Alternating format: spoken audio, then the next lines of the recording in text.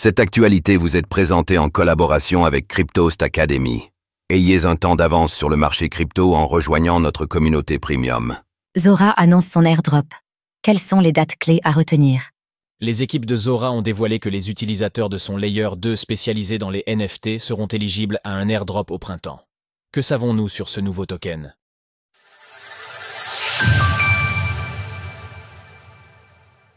Zora va réaliser un airdrop au printemps?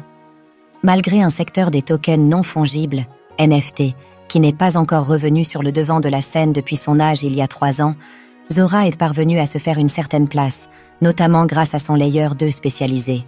Lundi, les équipes de Zora ont annoncé un airdrop de Memcoin qui viendra récompenser les utilisateurs de son protocole. S'il est bel et bien fait mention d'un Memcoin, c'est parce que les développeurs sont clairs sur l'utilité, ou tout du moins l'inutilité, du token.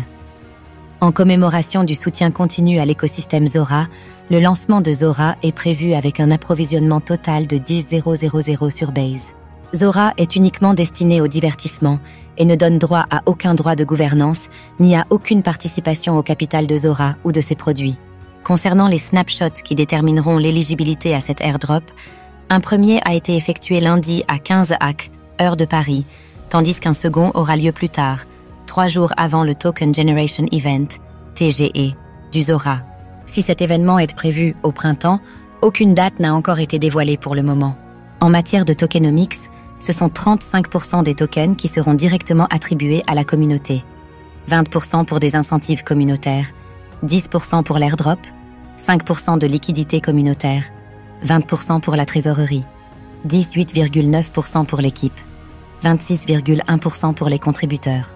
En outre, les 35% susmentionnés seront déverrouillés dès le premier jour, tandis que le reste des tokens seront libérés tout au long d'une période de 48 mois, à partir de 6 mois suivant le TGE.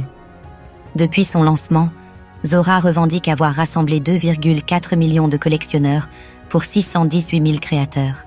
Ces derniers auraient perçu 27,7 millions de dollars de revenus, tandis que 376 millions de dollars de volume ont été générés sur le marché secondaire.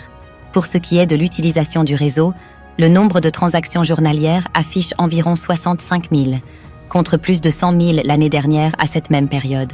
Tandis qu'un second snapshot est prévu au printemps en vue de l'airdrop, l'activité sur le Layer 2 de Zora pourrait s'en trouver largement stimulée. Retrouvez toutes les actualités crypto sur le site cryptost.fr.